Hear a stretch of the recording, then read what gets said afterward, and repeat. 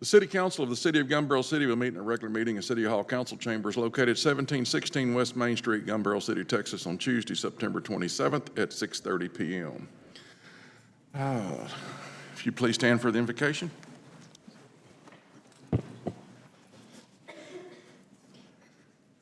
Dear Lord, we come to you asking for your blessings and help as we gather here today. We pray for guidance in all matters at hand and ask for your help to show us how to conduct our work with a spirit of joy and enthusiasm. Give us the desire to find ways to excel in our work. Help us to work together and encourage each other to work towards excellence. We ask this in the name of the Lord Jesus Christ. Amen. I pledge allegiance to the flag of the United States of America and to the republic for which it stands, one nation, under God, indivisible, with liberty and justice for all.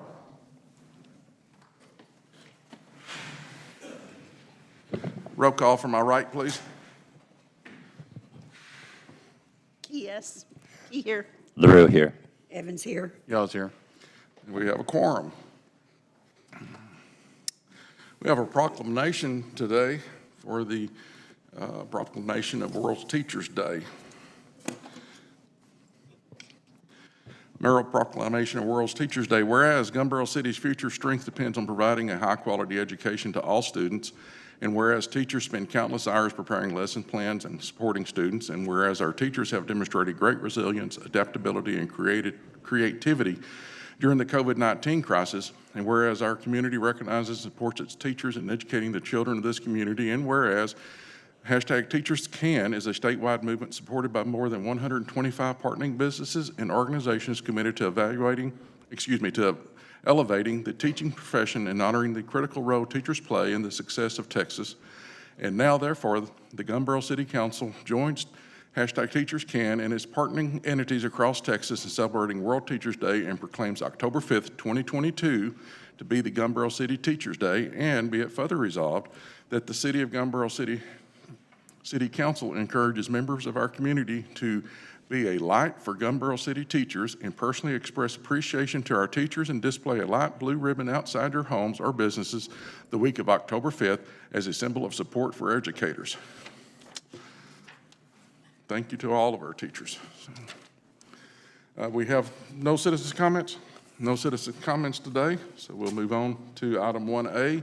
The consent agenda. All matters listed under consent agenda are considered to be routine by the City Council and be enacted by one motion.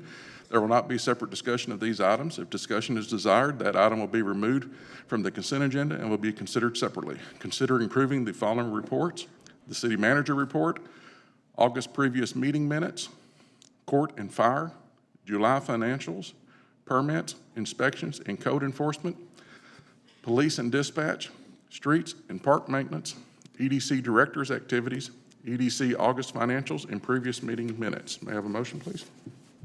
I'll make a motion that we approve the consent agenda as presented. Second. Have a motion second. Any discussion? Vote from my right, please. Key, yes. LaRue, yes. Evans, yes. Y'all's yes. Item number 2, new business. Discuss and/or take action to consider an increase in animal control cost from $19,200 annually to $49,200 annually as requested by the Humane Society of Cedar Creek Lake. I have a motion. I'd like to make a motion that we direct the city manager and the city attorney to approach our county commissioners regarding animal control. Second. I have a motion and a second. Any discussion? A vote from my right, please. Key, yes. LaRue, yes. Evans, yes. Y'all's yes. Item 2B, discuss and/or take action to name an official newspaper for the 2022-2023 fiscal year. I have a motion. Make a motion to discuss and/or take action to name an official newspaper for the 2022-2023 fiscal year. Second. Motion is second. Who'd you like to name, Mr. Yaws? The Monitor. Okay. Does anybody else have a disagreement or an alternate? Any discussion? All right. Would you alter your motion to name the Monitor the official newspaper for the 2022-2023 fiscal year? Yes, sir. I'd like to make a motion to discuss and/or take action to name the Monitor as the official newspaper for the 2022-2023 fiscal year. Second. I have a motion and a second. Any discussion? Vote from my right. Key, yes. Brewer, yes. Evans, yes. Yaws, yes. Thank you. Item 2C, discuss and/or take action to consider adopting ordinance number O 2022-017-1 or ordinance O 2022-017-2 establishing parameters for the negotiation of personnel contracts. Council, I'm going to have the discussion on this before we ask for the motion, so that when we ask for the motion, we'll know which ordinance to ask for, and you can leave out the -1 or no, you'll have to include the -1 or -2. I'm sorry. We discussed this in a meeting last month, and as I went through it and talked with the city attorney, the problem that we would have is that if the council has to physically approve the parameters of negotiations, then that's public record, and that's open to whomever I would be negotiating with. So what we came up with as an alternate was for the personnel matters that we discuss and have a general consensus of from the executive sessions, which these always end. I only have two, is the city manager and the EDC director. Those items would be in the within that range of what was discussed in executive session. Anything left out of that conversation would be up to the mayor's discretion, whomever the mayor he or she may be. Discussion? Yeah, I have something too. I wanted to clarify. If you look at -2, it appears to me that it extends itself beyond just employment, but also would include contracts at large. Am I reading that correctly? No, the only contracts I negotiate are employment. The city manager negotiates all other contracts, which, by the way, he negotiates those without parameters at all, so pretty much. Well, I also think from the discussion that we had as council, I understand the concern about the public disclosure as far as negating a negotiating point, but I believe any of those things we could take into executive session so we're not exposed to that. You can take them into executive session, you cannot vote on them in executive session, and in order to approve them, which is what was said, they would have to be voted on. So all I'm saying is, instead of bringing them out to be voted on, do the same exact thing, except give the general consensus within executive session, which is different than coming out and voting on the parameters, which still keeps the parameters within the confines of this council and not out for public, for whomever I'm negotiating with to know what the parameters are. Well, I think we could come out of executive session and vote on that without being specific. We've done that in the past. The ordinance, the way the ordinance reads is that within the confines of what's approved. And I'm saying again, what's approved is what's going to be coming out and be voted on.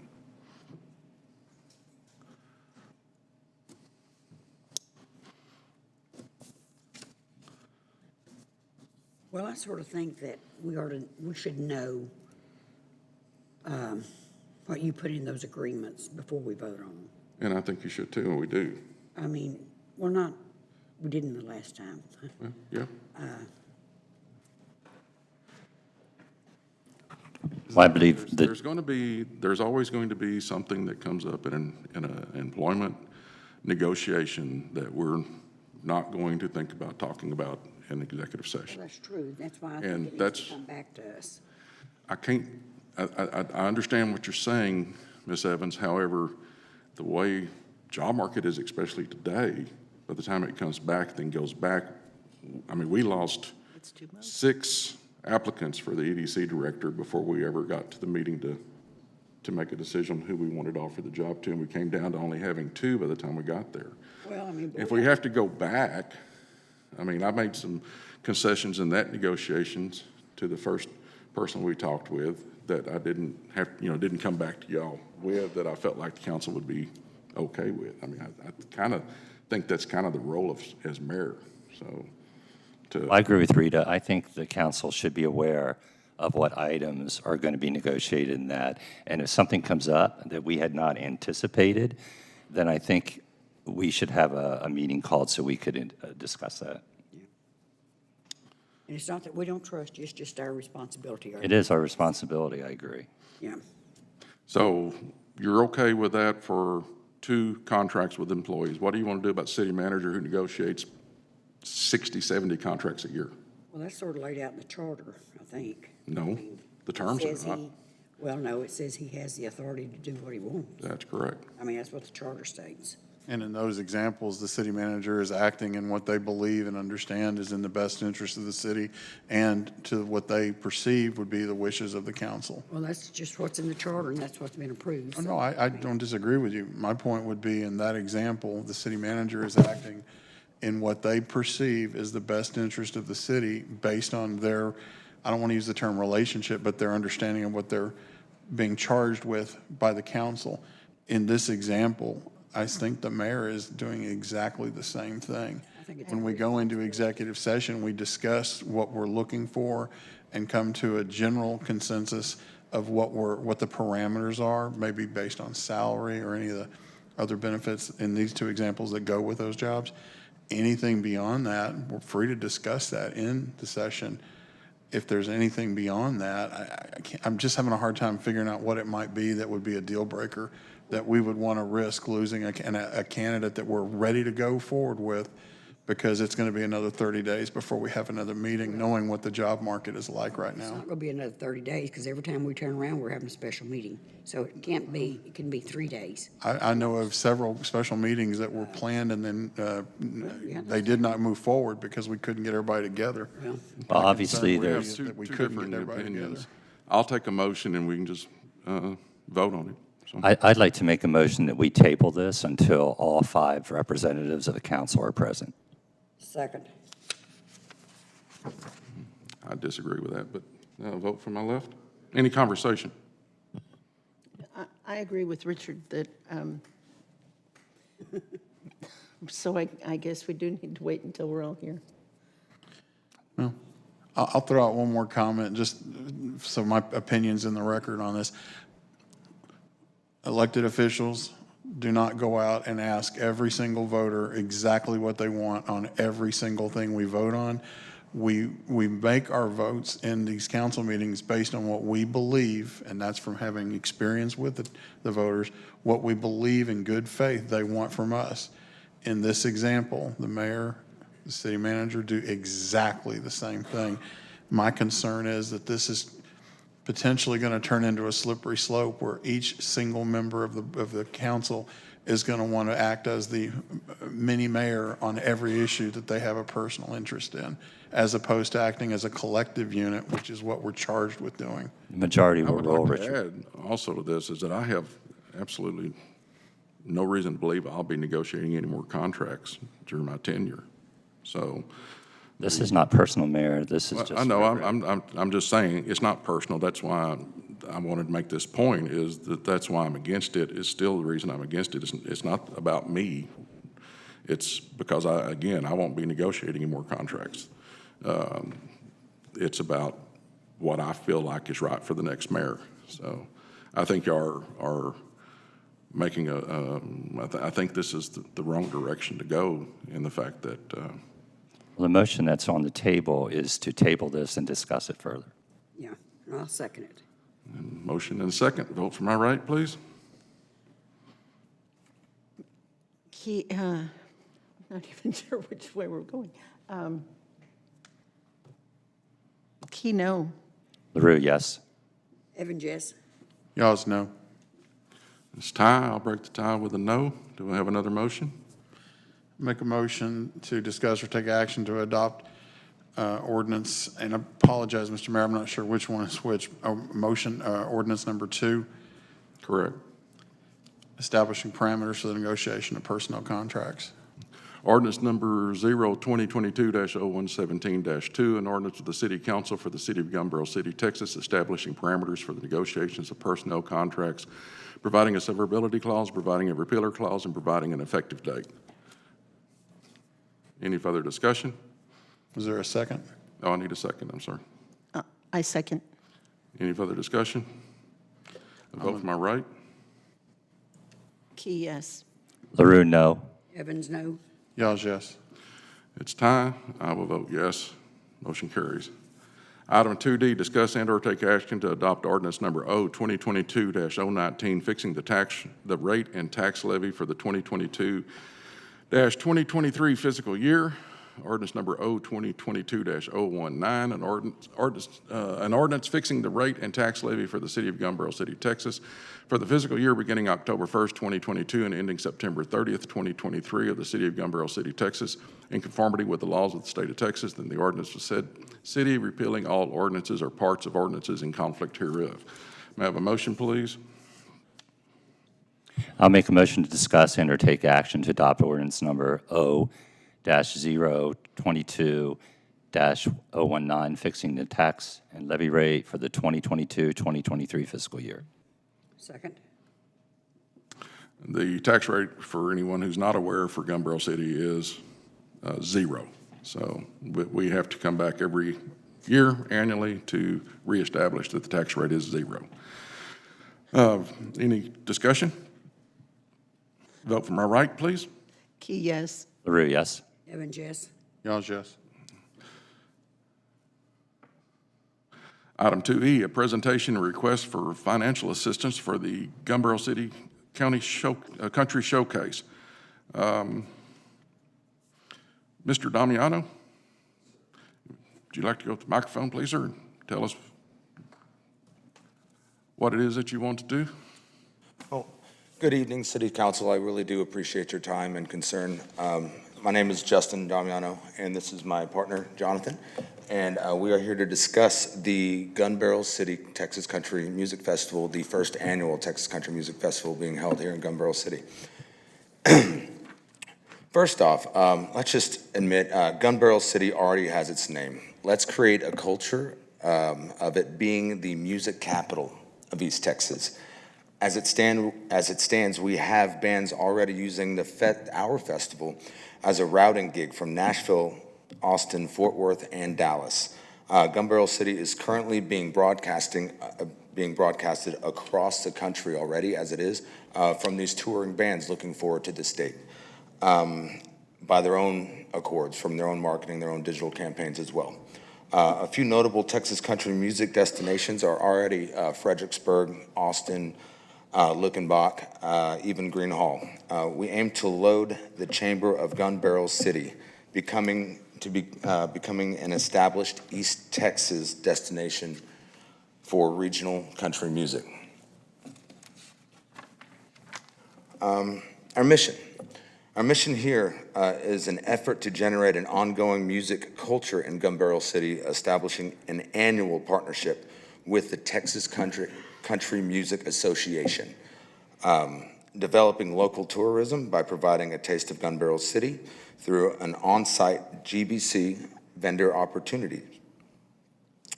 We're also looking to motivate pilgrimage from surrounding cities and towns and even states, patronizing Gun City by showcasing top-billed and charted talent. All right, so this is where it kind of gets fun. The overview is we are having this event on November 12th, 22, at Legacy Event Center. As you may know, this is a very notable event center right here on the main drag. We want to utilize that and help support local business and keep their doors open and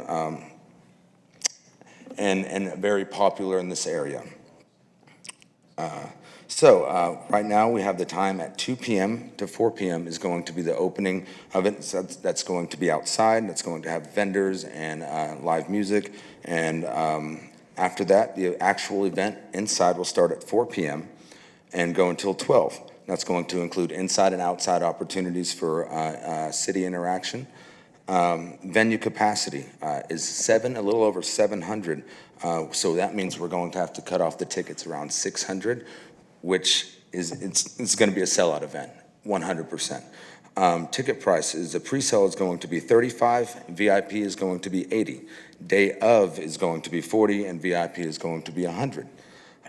Amenities are going to be food, barbecue, merch, on-site parking, beer and wine vendors, green room for the bands to make themselves, I mean, they're already it's very exciting for the bands to have their own separate green room and all that kind of thing. We want we want Gun Barrel City to be able to produce that kind of experience for them as well, for reoccurring events. Also, high-end security paired with local law enforcement, upscale bathrooms for obviously, we all need good facilities, for especially the women, make sure the makeup looks great so they can get out on that dance floor and dance. We also will be, like I said, high-end security paired with local law enforcement and traffic control to make sure this doesn't bottleneck right here on Main Street. Although I do believe it's going to generate a lot of views. Summary, upscale, intimate atmosphere with high quality artists. I don't know if you're familiar with the Granada or the Kessler. They do a lot of sold-out events where it's a very personal relationship and entertainment value, and they sell out on a regular basis. So, moving forward, this is kind of my specialty here. We have our entertainment and our marketing. Hank Williams, four actually, will be joining us along with Wilder Blue, Bree Bagwell, the 40 Acre Mule, Matt Hilliard, Summer Dean, and the Slow Moving Snakes. And I don't know if y'all are familiar with Spotify. I'm sure you are. That's where a lot of people get their music, listen to their music. Combined, I'm guessing a lot of people will probably think maybe 100,000 and all that kind of stuff. But as you can see on the slide in front of you, 20 million combined plays on Spotify. 20 million between these artists. Wilder Blue recently sold out Green Hall, as well as Bree Bagwell. Each band sells out their venue respectively, almost every single time. So combined, this will be a big event for everybody in surrounding cities to come to. Recently, Wilder Blue was #1 on the Texas Country Music Chart, and we are partnered with the Texas Country Music Awards. That's happening at Billy Bob's the very next day. So that's how we're able to procure a lot of this talent. We've already spoken with the president with all of that, and we've procured a lot of these talents through them, which is a partnership with the Texas Country Music Association, as well as a partnership with Texas State Fair Records. I used to work with Texas State Fair Records, and they do all the procurement and develop all the entertainment at the State Fair. So, Gun Barrel City at the State Fair, and we're even using a lot of the same bands that are going to be there. They're going to be cross-promoting with us as well, which is very exciting. The notoriety is going to be obviously through the roof when it goes through State Fair of Texas. So I think that's pretty important as well. And I'm going to let my partner Jonathan take over from here. Yes, thank you. The first generation of this project started around $80,000, and we wanted to put it at Tom Finley. And we found, just based on the infrastructure of bringing all that into that venue, that it was pretty much a non-starter. So we decided to be more of a laser and less of a flashlight, and reached out to Legacy Event Center, and they basically cover the majority of our infrastructure. So we're able to get this done at a fraction of the cost of what we thought we were going to be able to get it done for. Total expenses as of right now to get all this done is $26,800. Total revenue we're expecting around $38,000, which is a net profit of $11,200 for the event. As you can imagine, major expenses are going to be production, band, lighting, staging. A lot of that stuff is already there. It's a wedding venue that we're converting into a music festival.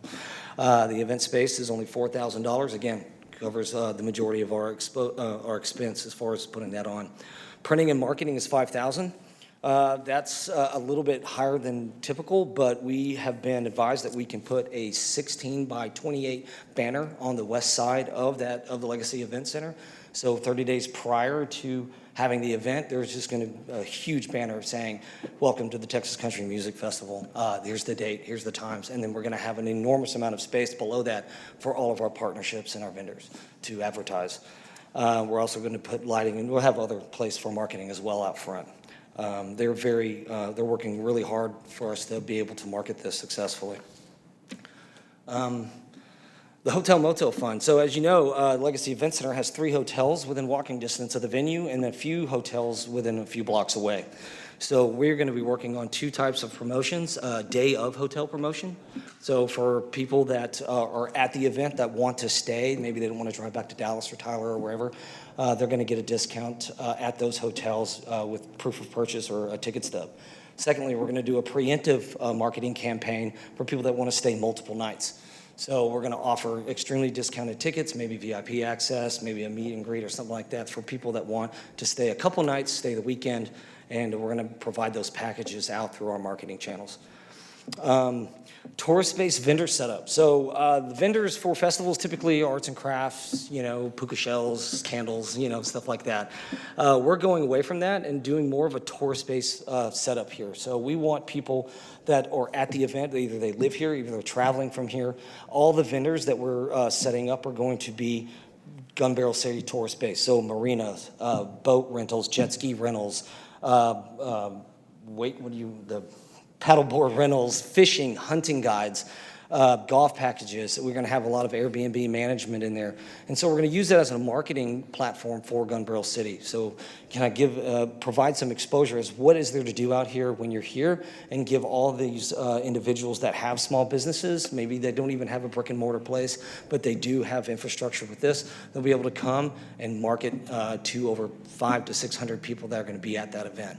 We're going to give them a space in the back to where they can set up and use it as a marketing platform. Also, this is long-term. This is not a one-trick pony. So the idea is, based on the success of this, is we break the code. We figure out how to get this done successfully and profitably in the city, and we create a quarterly structure for this. We create a drive for people to come out here and do these and enjoy these festivals in Gun Barrel City. So we're looking at possibly a St. Patrick's Day, a Cinco de Mayo, Independence Day, and Oktoberfest type situation. Just keep reinventing that wheel. Take that code that we broke, recapture it, do it again, and every single time, we're going to make mistakes, we'll have issues, we'll fix those problems, we'll do it better, make it more profitable every single time. We want to create year-over-year growth with this, financially and with the people, the guests that attend the venue. Next, this was a little marketing campaign that we did. We didn't want to just throw this against the wall to see if it stuck, so we created a campaign to generate interest. We did this 4 days ago. Put together an opportunity for people to click a link, put in their name, email address, and phone number, and basically decide, are you interested or excited about this festival? And within 4 days, we've got 76 supporters, so it's not just like click like on a Facebook. People actually had to spend time to put their information into this, and they also had to confirm the email in order to be a supporter. Within 4 days, we got 1,600 views and 49 shares. If you take this as an opportunity to determine how many tickets you'd possibly sell from a campaign like this, we're looking at a sellout easily by the day of the event. So mathing it out, it was like 800 tickets, but we're only going to sell 700. So just a good opportunity to understand if this is a valuable concept or not. Yeah, finally, summary. Let's take the first step, make Gun Barrel City synonymous with Texas country music. We have a great opportunity here. We're a stopping point for bands. There's nothing really out here in East Texas. You go north, you go east, you go south, there's always some sort of venue, but out here, there's really not. We have the infrastructure for it, and we want to create that infrastructure. Bring nationally known Rolling Stone magazine publicized artists to Gun Barrel City. 2 of the top bands have been publicized in Rolling Stone magazine. They're very popular. Develop a destination culture for high-quality spillover talent traveling from Austin and across the country. We get a lot of bands coming from Austin, Tyler, from the north. They come through. Some of the bands that we got they're literally coming from Austin, going north. We're a stopover for them. And create the first win needed to put Gun Barrel City on the music talent map. Upon the success, we'll be recruited most definitely for more festivals and concert opportunities from the Texas Country Music Association. It's going to strengthen our network and procure even more attractive talent in the future. Again, ultimately build notoriety, tax revenue, heads and beds, and promote local business growth. And again, most importantly, we want to develop a profitable infrastructure for music festivals and concerts in Gun Barrel. Not only do we want to put on the festival, but we want to make money. We want the city to make money. We want to do it profitably. And that's what we're trying to do, is trying to develop that infrastructure so we can copy paste and do this over and over again and be successful.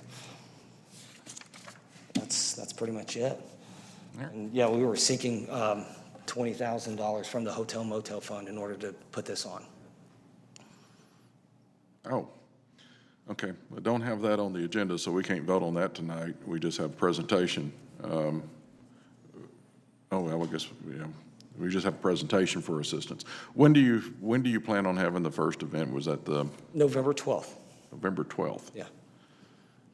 Do you have any contracts with the various entities that you had? Yes, we're all papered up on all. I'd like to see those. Okay. You said, Well, we don't have them with us at the moment, no, but we've got we have the contracts with like the vendor, with the Okay. the Well, bands and everything. Council, as I said, we can't vote on Yeah. expending funds tonight because it's the way the agenda item is it's presentation to, about financial assistance for this showcase. So it's not really on the agenda to vote. can we ask questions? You certainly ask questions, we just can't vote on it tonight for money.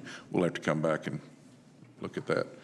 You had mentioned that there's going to be, as I understand it, so please correct me if I'm getting this wrong, it's like two events in one. There's an outdoor segment, an indoor segment. Is that correct? Correct, and that's one of the reasons why we were seeking assistance, because half of the festival we want to put on for free. The first part of the festival, it starts at noon, it ends at 4. It's going to be outside only. We're going to have vendors, we're going to have a band, we're going to have all that out there, and we would like for people, yeah, we want people to be able to drive up and generate interest and, you know, participate in it without having to pay. And then at 4 o'clock is the actual event where the major bands, the top tier bands, come on. I have a follow-up. Okay. Okay.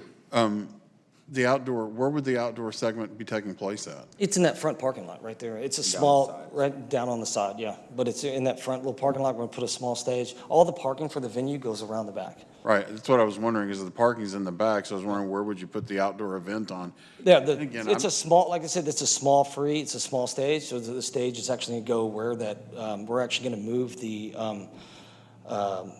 there's little parking spots right there that we're just going to cover those parking spots with a small stage and put a little small area. And then there's the grass area over there that we've been advised that we can utilize as well.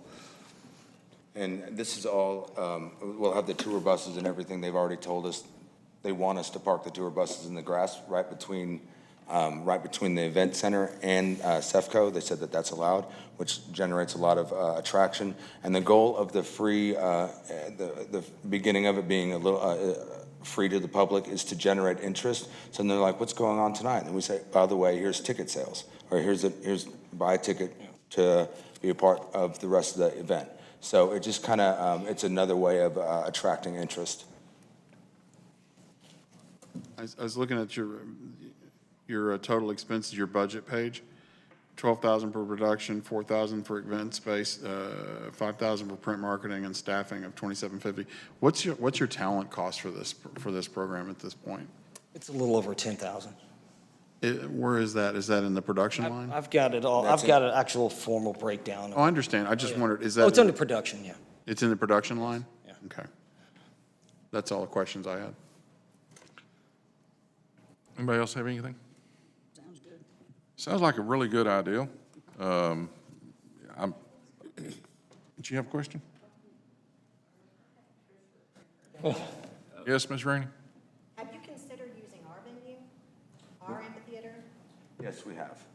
We have actually considered that. That holds a lot more than 700 people. Right, and that's we wanted to make a smaller footprint, being that this is the first annual event, and we are hoping to grow it to where we can fill that entire field, to where when people are taking photos and videos of it, it looks ginormous, you know, because there's been times, and I've seen festivals where everybody tends to scatter out there, and we want to get that place shoulder to shoulder. So we definitely 100% would love to use that facility.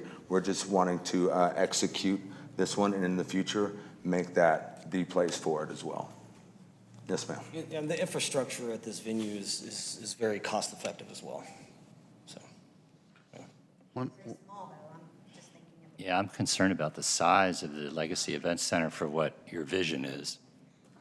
Yes, their capacity is 700, so we would have to probably cut it off at 6, including our staff and the bands as well, which I think is pretty exciting to know that even though it's smaller, we're able to sell out a venue, like sell out the actual event, and then that generates interest. They're like, we weren't able to get there. Oh, it was sold out. Yeah, it was sold out. Buy pre-sale next time. Get here. Call to action, if you will. And so hopefully by that point, by next year especially, we would love to consider doing it at y'all's event, at y'all's space at the park. Based on the success of this, we definitely want to grow, but we also want to manage our expectations as well, and, do the event successfully. See, on the subject of managing expectations, and again, I love the idea of this, so I don't want to give you all the impression that I like it. I've always believed we should be having more events like this. One concern I have is you're right at about 6 weeks out. There's another event that's actually coming up pretty soon that's been planned out for quite a bit of time in advance. And even the events that the city puts on with July Fest and even our Christmas parade for that matter, those things are planned out months and months in advance, logistics-wise. I got to tell you, I'm a little concerned that y'all are right at 6 weeks out. That's not a lot of time. That's, Go if I ahead. may take this, that's a legitimate concern. But him and I, we also work at Vernon's, bartenders up there, and we don't have any days off. This is what we do on every day that we don't work at Vernon's. And we also market this. That's what we talk to all of our guests about. So that being said, we have started this about 3 or 4 months ago. So we've already have everything laid out, all the infrastructure, even down to like our plans on where we're going to place certain booths and where the VIP section is going to be, logistics of traffic, security and the secure points, security walking in the parking lot, making sure this isn't just an idea that we came up with last weekend or anything like that. But a lot of events like this, they start a lot of their major marketing 45 to 60 days out, and we're right at that point. So with y'all's assistance, we wanted just a little bit of security in order to make sure that we can make this infrastructure to the point of automatic success and to where the entire city benefits from it. We are going to start selling tickets tomorrow. We have the website all set up for it as well. We have like we said, our contract signed with our location and with our bands as well. We have these bands asking us every week, how did the city council meeting go? Because we've been working on trying to get on the agenda, and we've just been missing it by a day or so. And so we're really excited to just launch this tomorrow. And that's really what we're going to do, and we'd love your assistance with it as well. One last question, and again, not a promise.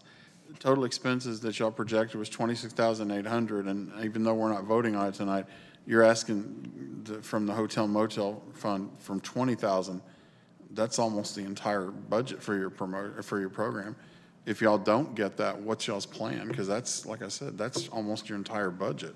Well, we're doing this, the festival, as the budget is there, is conservative and it's shoestring, right? And so one of the reasons why we wanted to get support from the city is so we can do a little bit more robust infrastructure with the staging, the lighting, make it a little bit more attractive and do stuff like that. But I don't think we have any issues with putting on the festival organically.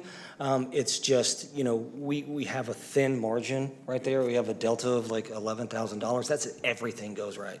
So if we're at a break even, we're at a break even. We'll figure it out. We'll do it better next year. But ultimately speaking, the assistance from the city will allow us to add more of an immersive experience and put a little bit more money up front into it, and also get more of a marketing campaign out than we already have, yeah. So. And we also have already procured sponsors as well. We have about $8,000 in sponsorships because we have radio space available for advertising, as well as on the side of the building and all of our social media marketing as well. So we have already procured, like I said, in a short period of time. We've already secured about $8,000 in sponsorships. I would also urge you, if you haven't already, to visit with the chief of police about securing any additional support for your traffic control, because we do have 2 events the 2 weeks prior to y'all's. We have the Halloween event, and then we have a major concert that we're having the next weekend. So that's going to really stress our staff out. I don't know if he's going to have people that's going to be available for you. I hope he does, but I don't know that he will. So this is exciting to me, because we already have 3 other venues that are being organized and to be built right now for stages throughout the city. So the more the better. you know, I don't get to vote, but I would say that my only concern is that we're awfully close to your deadline to put this together. So I appreciate your presentation today. If there's no other questions from council, okay. Thank you very much. Thank you. 3A, public hearing on a request to replat lots 240 through 242 in the Eastwood Isle subdivision belonging to Joshua and Jeanette Emmerich, physically located at 131 Lakeway Lane, Gun Barrel City, Texas, into two lots, Lot 240R and 242R. Is anyone here to speak at the public hearing for this? Seeing no one, public hearing is now closed. Item 3B, discuss and/or take action, consider approving the replatting of lots 240 through 242 in the Eastwood Isle subdivision belonging to Joshua and Jeanette Emmerich, physically located at 131 Lakeway Lane, Gun Barrel City, Texas, into two lots, Lot 240R and 242R. Emmerich, okay, that's it. Can I have a motion? I'd like to make a motion that we discuss and/or take action to consider approving the replatting of lots 240 through 242 in the Eastwood Island subdivision belonging to Joshua and Lynette Emmerich, physically located at 135 Lakeway Lane, Gun Barrel City, Texas. 131 Lakeway Lane. Oh, I'm 131? That's what I have. 131 Lakeway Yep. Lane, Gun Barrel City, Texas, into two lots, Lot 240R and 242R. Second? Have a motion and a second. Any discussion? Vote from my right, please. Key, yes. LaRue, yes. Evans, yes. Yes, yes. Thank you. Item 3C, public hearing on a request to replat lots 55 through 57, Block A, in the Siesta Shore subdivision belonging to Tim and Diane Gregory, physically located at 161 Ben Lacey Drive, Gun Barrel City, Texas, into two lots, Lot 55R and 57R. Is anyone here to speak on this replat? Public hearing is now closed. Item 3D, discuss and/or take action to consider approving the replatting of lots 55 through 57, Block A, in the Siesta Shore subdivision belonging to Tim and Diane Gregory, physically located at 161 Ben Lacey Drive, Gun Barrel City, Texas, into two lots, Lot 55R and 57R. May I have a motion? Make a motion to discuss and/or take action to consider approving the replatting of lots 55 through 57, Block A in the Siesta Shore subdivision belonging to Tim and Diane Gregory, physically located at 161 Ben Lacey Drive, Gun Barrel City, Texas, into two lots, Lot 55R and 57R. Second. I have a motion and a second. Any discussion? Vote from my right. Key, yes. LaRue, yes. Evans, yes. Yes, yes. Motion carries. Item 3E, discuss and/or take action to consider approving the updated Planning and Zoning Commission rules and procedures. May I have a motion, please? I'll make a motion to discuss and/or take action to consider approving the updated Planning and Zoning Commission rules and procedures. Second. I have a motion and a second. Since the city manager is not here, I'm going to ask the city secretary if she wants to tell us what was changed. There were quite a lot of A few, things okay. changed, actually. Well, then let's do it this way. Does council have any questions they'd like to ask about what was changed? Kate Weller is here. She's a vice chair on the board. Ms. Weller? That'd be good.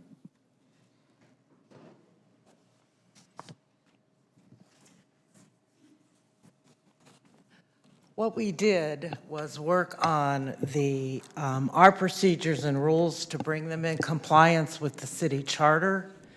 We made some grammatical changes as well. There are some primary ones, however, that I'd like to point out to you. One is under 103 duties.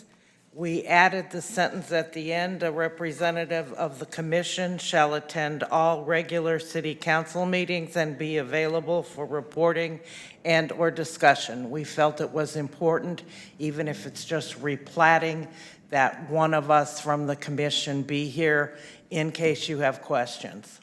So we added that. The other one we added is 201 quorum.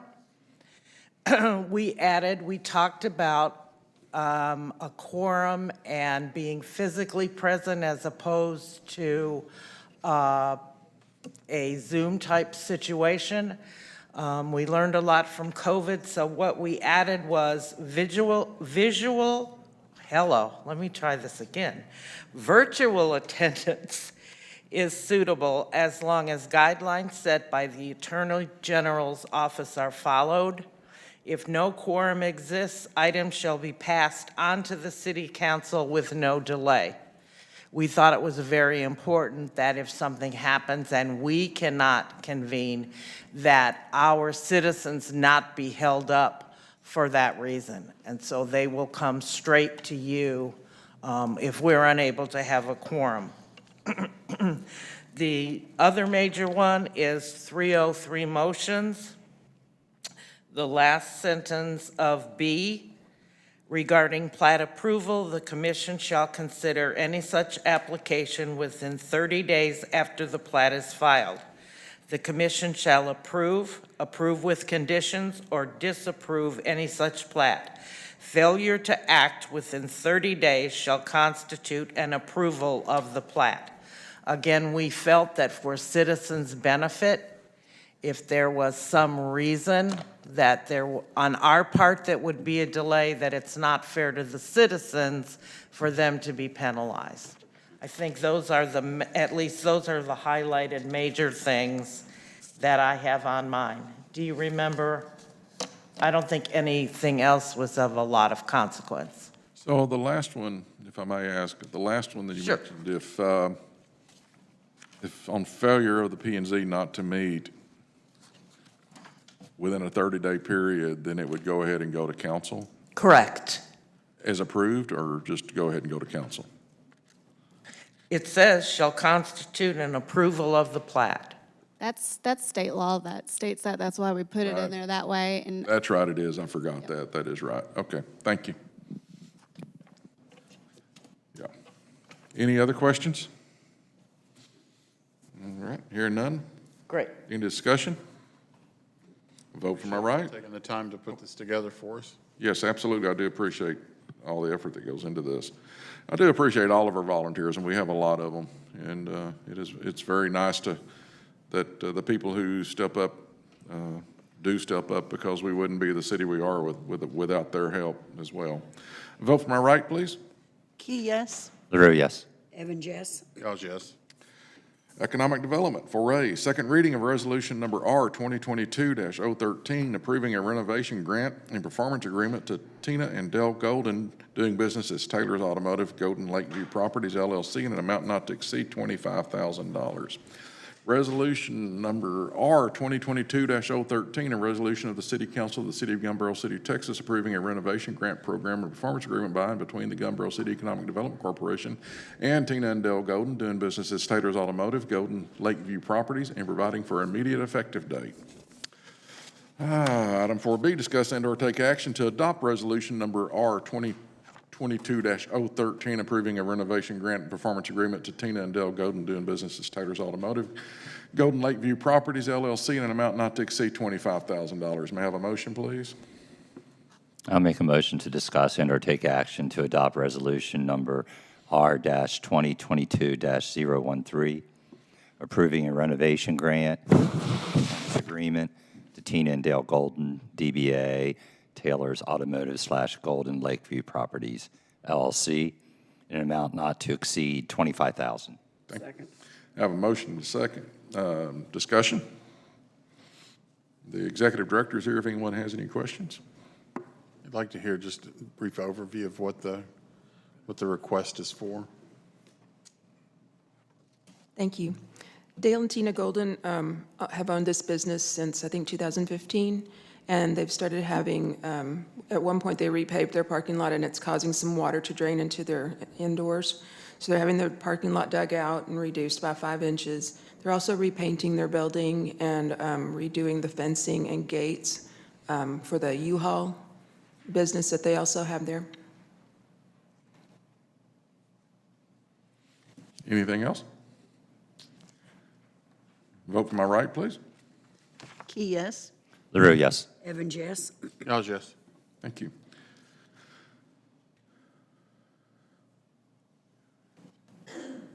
But, Ms. Sikora, before you sit down, Yes. before I go into reading these next two, these are two performance agreements. for 2 different properties owned by NAPS. Okay, for different properties. Thank you. That's what I didn't catch. Item 4C, first reading of resolution number R 2022-014, approving a renovation grant and performance agreement to NAPS Properties Incorporated in an amount not to exceed $7,728.30. Resolution number R 2022-014, a resolution of the City Council of the City of Gumbel, City of Texas, approving a renovation grant program performance agreement by and between the Gumbel City Economic Development Corporation and NAPS Properties Incorporated, a Texas corporation, for improvements to property generally located at 300 North Gumbel Lane, Gumbel City, Texas, and providing for an immediate effective date. Item 4D, first reading of resolution number R 2022-015, approving a renovation grant and performance agreement to NAPS Properties in an amount not to exceed $15,426.77. Resolution number R 2022-015, a resolution of the City Council of the City of Gumbel, City of Texas, approving a renovation grant program performance agreement by and between the Gumbel City Economic Development Corporation and NAPS Properties Incorporated, Texas Corporation, for improvements to property generally located at 240 North Gumbel Lane, Gumbel City, Texas, and providing for an immediate effective date. Those are both just readings. So we'll move on to item 5A, discussion, take action to interview candidates for the EDC Board of Directors and consider making appointments. We'll ask Mr. Key to come up to the microphone, and then we'll ask Ms. Jones to come up after him.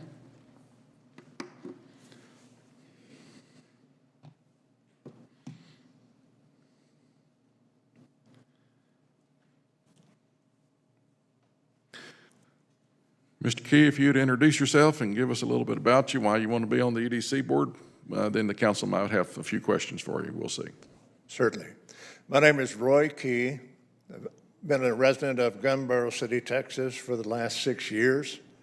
And it's my intent to serve as needed for the city. I see this city moving forward. I see this city moving forward in a very wonderful direction. And I want to be part of helping that happen. I want to be part of being able to facilitate that growth and to do what needs to be done. Now, my entire career I've spent in a fiduciary capacity. And I say that specifically for the standpoint of I have a spouse that's on the council. I'm very well aware of what's required of me in a fiduciary point of view. My entire career has been revolving around that. There's things that I can't discuss with Cindy, and there's things that her being a council member, she can't discuss with me, and we understand that. It's just been our marriage. And anybody with concerns about that, I would like to address that. My background is in the law. I've been an attorney doing oil and gas law and oil and gas litigation. And my undergraduate degree is in mechanical engineering. My graduate degree is in mechanical engineering. My doctorate degree is in law. I feel that I bring a wealth of experience and background to be able to help this committee move forward. I've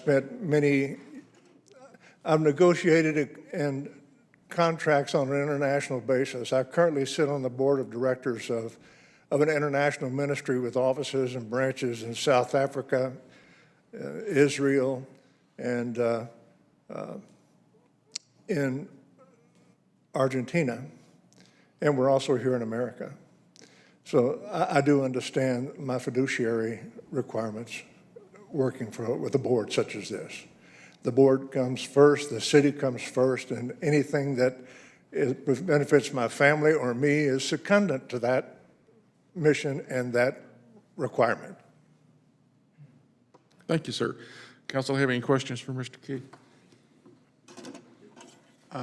Mr. Key, in the past, I've taken part in voting on some people to join the board, and I've seen two different schools of logic. One side, well, I've seen both sides express publicly, especially during these conversations, that they want to see the city grow.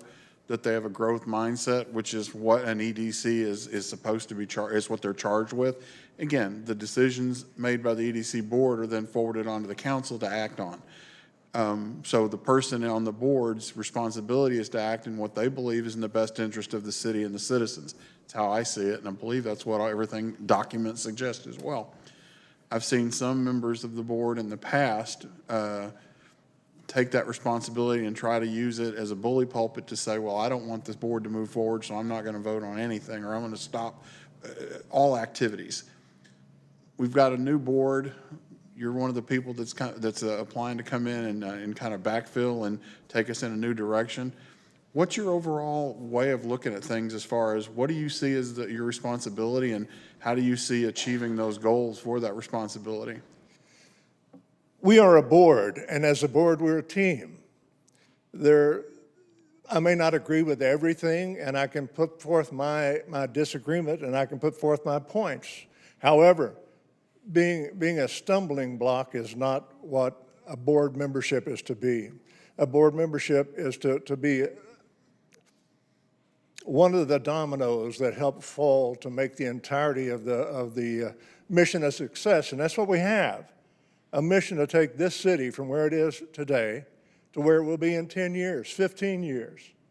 I don't know that I'll be involved with it in 15 years from now, but I know that I moved here with the intention of staying in this city.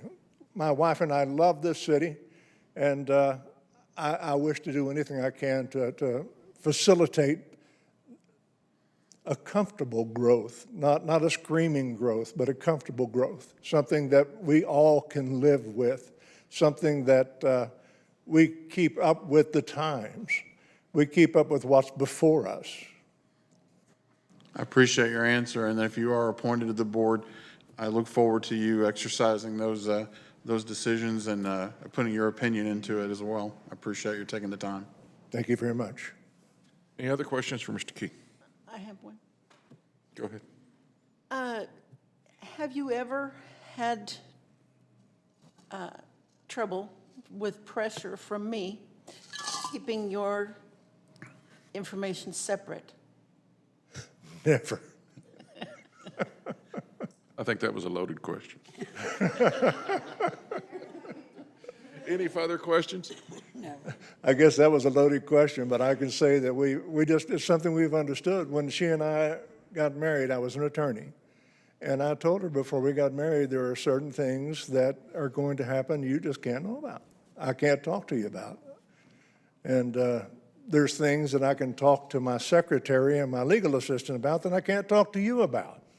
So you've got to understand that. It's not a mission against you. It's not an admission saying that I can't trust you. It's just I can't do it. That's my fiduciary duty as the fiduciary in the point of negotiations. Thank you very much. Roy, I see in your application that you've checked an interest in Board of Adjustments, EDC, and P&Z, and you're on both spots here on the agenda, one for EDC and the other for P&Z. Do you have a preference, or are you looking to serve on both committees? I feel that I bring to the table assistance in both areas. As I said, I was an attorney, a real estate attorney, and handling primarily disputed oil and gas leases and disputed oil and gas issues and letting of oil and gas leases and directing and drafting master service agreements. And I think that would help them from both standpoints, from the planning and zoning and from the EDC. The one thing that I can say, if I am appointed to the Planning and Zoning Committee, I feel it's improper. I think it's a conflict of interest to be appointed to the Board of Adjustments. The Board of Adjustments is the appeal from the Planning and Zoning. And that's my understanding from a government standpoint, from a government law standpoint. And so I would withdraw any offers to assist with the Board of Adjustments if I were appointed to the Planning and Zoning Commission. Anything further? Thank you, Mr. Key. Thank you. Ms. Jones?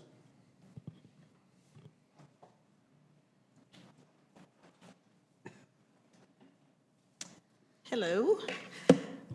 My name is Deidre Jones, and I have been a resident here since 2017. My husband and I actually came down with a group of friends in 2015 and attended July Fest and fell in love with this city. And we looked for 2 years and kept looking and waiting for one to graduate high school. And when we found the right place, we have been here full time. My career background is in management with AT&T. I retired, took an early retirement from that so that I could be available for our youngest child that had some special needs. And then I opened my own business and did that for 12 years until we moved down here. I've been very active with volunteers since I was a child. I worked as a candy striper in the hospital and all summer long. So I've always volunteered, been very active with Boy Scouts, very active with the March of Dimes in the Metroplex area. Served on the Charter Review Board here and also in our last city. And just looking forward to the growth, and I'm just looking forward to being able to help us move forward and grow at the right rate and grow in the right direction. And one of the things that I can say as a business owner is having reliable internet is a huge thing. And if we can help in any way and get reliable internet to this area, you can't operate a business without it. I understand that. Thank you. Any questions for Ms. Jones? Ms. Jones, same question that I asked Mr. Key. What's your, I can restate it if you'd like, or just leave it to you. What do you want? Can you answer it? Well, I think what I can bring to this board is a great understanding of how boards work. For one thing, I've been a member of many boards in my lifetime. So I understand the mechanical workings of a board. I think it's very important that you do work together as a team. You have to understand not everybody agrees with each other, but you have to be able to say your disagreements and compromise. And I think that a great group of people can do that. You know, we're all adults and we can get along, and we can agree to disagree and move on and get the job done. I appreciate your volunteering, and I look forward to, if you are appointed to the board, for whatever you bring to it. Oh, me too. Thank you. Thank you. I'd like to recognize the accomplishments that you have, Ms. Jones, as well, and serving on the various committees and boards with the city. I think you've done well for the city, so thank you. Thank you. Any further questions? All right, council, we do have 2 openings on the EDC, so I'll take a nomination at this time. Mr. Mayor, I'd like to make a motion to nominate Roy Key to represent the EDC board. Can we go ahead and do both facilities? Can we do both at the same time? Yes, we can. Then I'd like to also nominate Ms. Deidre Jones as well. Have a motion and a second. Any discussion? Well, let's see, one of them is for 2 years, one's a half a term. Is that correct? Mr. Cora, is it one of them for 2 years and one of them for half a term? Yes, one is for a partial term, but I'd have to check on the actual amount of time. Can we just flip a coin and decide who that's going to be? I'd be okay with that. Yeah. We'll just let you flip a coin, decide who that's going to be. Is that all right with you? Anybody have an objection to that? Okay. So we have a motion to appoint Mr. Roy Key and Ms. Deidre Jones to the EDC board, and we'll flip a coin and see who gets the 1-year term and who gets the 2-year term. May I vote from my right, please? Key, yes. LaRue, yes. Evans, yes. Yaz, yes. Thank you. Item 5B, and before I announce this, Ms. City Secretary, we have 3 openings on P&Z, is that correct? Thank you. 5B, discuss and/or take action to interview candidates for the Planning and Zoning Commission and consider making appointments.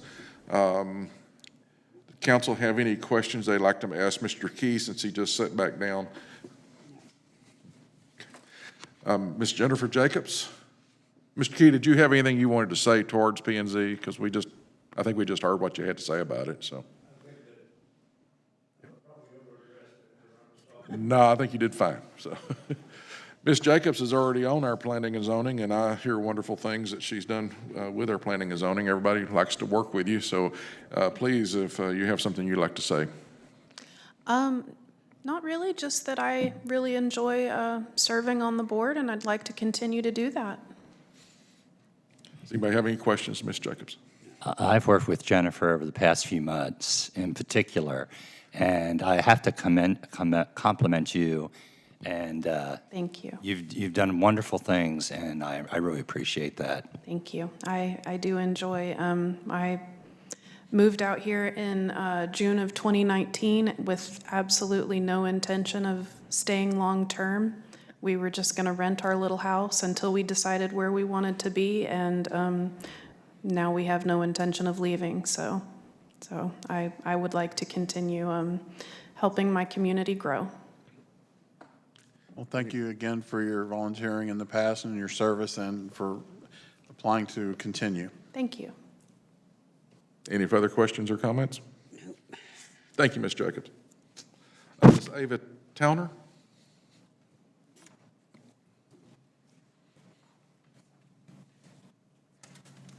Please introduce yourself, tell us a little bit about you. I'm Ava Towner, and my husband and I, we've owned our lake home here in Gun Barrel City since 2009, over 13 years. And 3 years ago, we decided to make this our permanent home. We moved here from Red Oak. I'm a retired special needs teacher. I've come to several city council meetings in the past and found it very interesting and felt like I wanted to be a part of just the process and of serving our community. I love Gun Barrel City. I was born in Athens, so I came from Henderson County, and like I said, when we decided to look for a lake house, I was always telling him, let's go look at Cedar Creek. Let's look at Cedar Creek because I just love this area. And I feel like I could be a great part of the Planning and Zoning Committee. I'm really interested in the betterment of Gun Barrel City, and it's not that I really want it to grow and get bigger, but just continuing on the path that we're on, making it a safe, happy place for families and weekenders, whoever. We want this area to be safe and positive and a place that everyone can enjoy. Council have any questions or comments? You definitely have the personality to be successful. I'm pleased to see that. I do. Well, I hear this pays great and benefits are good. So I'm like, hey, I'm in. So, no, I'm a retired teacher, so that's always a good thing. No, but I'm really happy to be a part. And as, being a teacher for over 25 years, I know what it's like to have to serve on committees, even if you don't want to sometimes, and go to meetings. And so I know what it's like to, disagree or not agree with someone. And, you have to work together. So I'm really, I'm looking forward to it and hope that you accept me as part of the community. I know you said you were a special needs teacher. What grades did you teach? Can I ask? Well, actually, I started out as a PE teacher, a middle school PE teacher. I love you. And our district in Red Oak, they decided to hire a adapted PE coordinator. And if you don't know what that is, adapted PE is the position to work with kids with special needs, all the way from 3 years old, the pre-K, all the way up to the high schoolers. And high schoolers can stay in high school until they're 22 years old. They don't have to exit out. So I worked all the way, my last 12 years, I was the coordinator for Red Oak, and I worked from I had 3-year-old kids all the way up to the high school students, and I coordinated our partner PE program in Red Oak, which is what it is we partnered kids that had special needs with a child from the general population, and it was just amazing to watch because I did that we had that program for over 8 years, and over the years, these kids, that saw kids with special needs and they wanted to help them, and they would be in partner PE. We even did it in elementary, middle school, and high school. So anyway, I don't know if I answered your question, but I just had to. It sounds very rewarding, and it's always a special place in my heart for anyone that takes the time to work with those that are, I want to say more deserving, but need more of our time. So I just want to give you a minute to brag on yourself. Oh, well, thank you. And I always had parents thank me all the time. And I'm like, no, I need to thank you because they were a blessing to me, and just to see I don't want to cry, but, just to see the progress. I had kids that I worked with from the time they were in elementary school until they graduated, and just see where they started, and, the relationships that they built with their friends and their classmates. I mean, it's just, I know I've probably 3 minutes, I'm done. So. You're good. It's all good. I could talk about that forever. It's just. Council I have keep any other thinking about questions or subbing. comments? I keep telling my husband, I think I'm going to start subbing. He's like, and with all the COVID, I'm like, I don't know if I want to do that right now, but yeah, I'm thinking about it. So, I Any coached further Special questions? Olympics too for years and years. So, All right. yeah. Thank you. Thank you. Anything else? Thank you very much. Thank you. In case anybody's wondering, the order that we bring people up in is the order that we receive their applications in. It's not random, it's when the applications are turned in. So just in case anybody's wondering that. May I have a motion for a nomination? Again, we do have 3 openings. I'd like to make a motion to appoint Roy Key, Jennifer Jacobs, and Ava Towner to our Planning and Zoning Commission. Second. I have a motion and a second. Any further discussion? Before we vote, I would like to say that I do appreciate, again, all the volunteers. I do appreciate y'all stepping up and volunteering for these boards, for coming back to the board.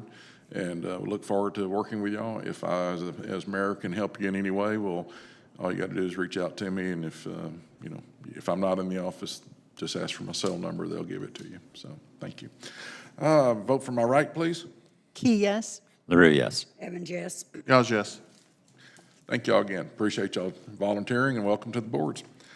Item 6A, convene into executive session pursuant to Texas Government Code Section 551.074, personnel matters, discuss the EDC's executive director semi-annual review. We'll go. Ms. Correa,